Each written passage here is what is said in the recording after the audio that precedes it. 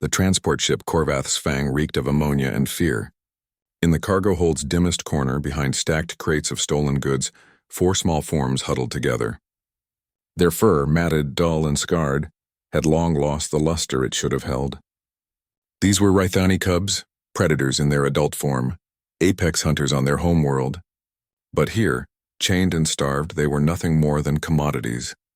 Sina had been on the slaver vessel for 72 hours, posing as a maintenance contractor. Her identification was forged, her credentials impeccable, her heart burning with purpose. The Human Liberation Front didn't just free human captives. They freed anyone trapped in the galaxy's darkest corners.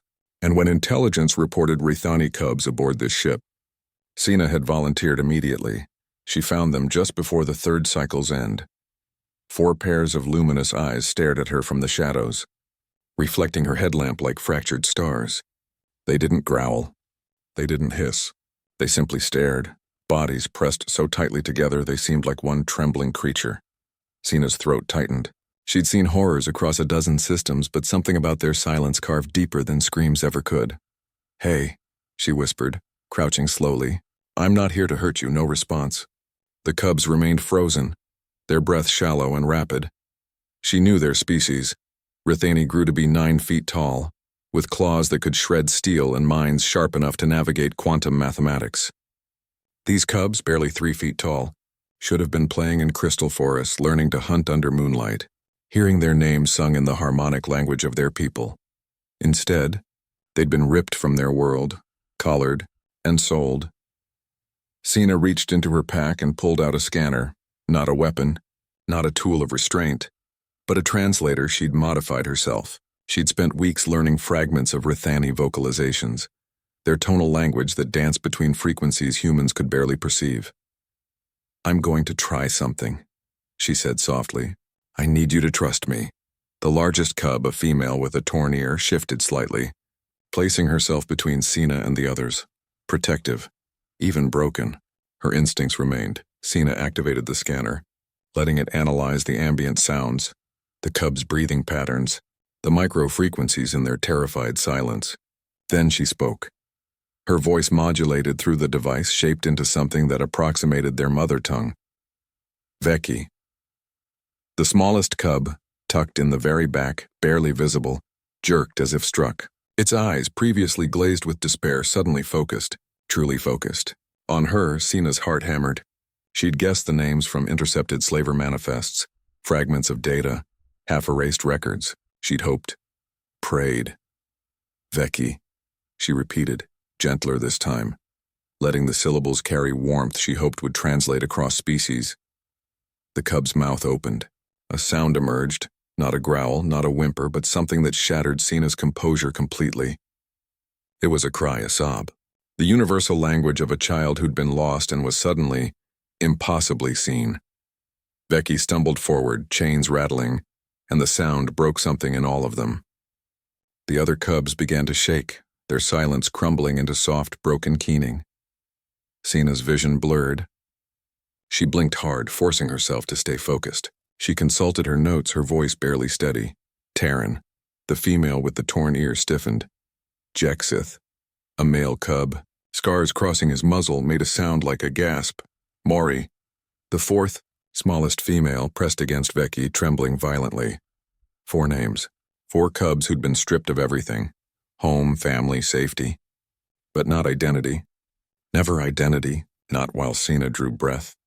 "I know you," she whispered, deactivating the translator, speaking in her own voice now. "I see you. You are Veki. You are Terran. You are Jexith. You are Mori. You are named and you are known and you will be free." She moved slowly, pulling out the electromagnetic key she'd stolen from the guard station. The collars were Korthian military grade, designed to deliver pain at the slightest disobedience. Her hands shook as she approached.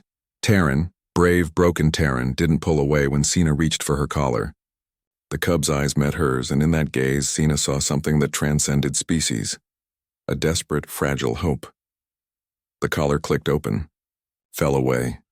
Terran touched her own neck, feeling bare fur for the first time in months. Then she looked at Sina and made a sound, low, resonant, filled with something that might have been gratitude or might have been disbelief or might have been both. One by one, Sena freed them, Jexith, Mori. Finally Veki, who collapsed against her leg the moment his collar released, his small body racked with sobs that needed no translation. Sena gathered him carefully, mindful of his injuries, and felt his claws, dull from captivity but still sharp enough to hurt, grip her suit. He wasn't attacking. He was holding on. "I've got you," she murmured. "I've got all of you." The extraction took 17 minutes.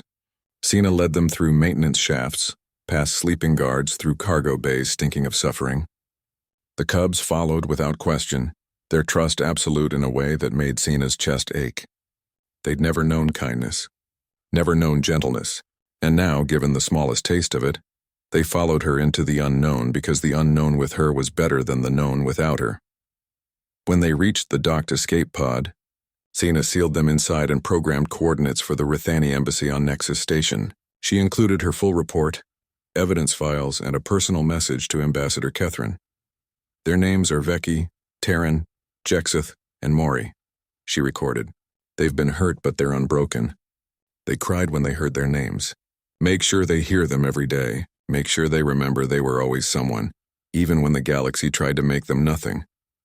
As the pod launched, Sena watched through the viewport, 4 small faces pressed against the glass, staring back at her. Veki raised one small paw. A wave, a goodbye, a promise to remember. Sena waved back, tears streaming freely now. Behind her, alarms began to wail. Her cover was blown. Escape would be difficult, but 4 cubs were free. 4 names had been returned to those who bore them. In the end, that was what humanity did best. Not conquer. Not dominate, but remember, witness, and speak the names of those the universe tried to silence. Sena smiled, turned from the viewport, and ran toward her own uncertain future, knowing she'd already won the only victory that mattered.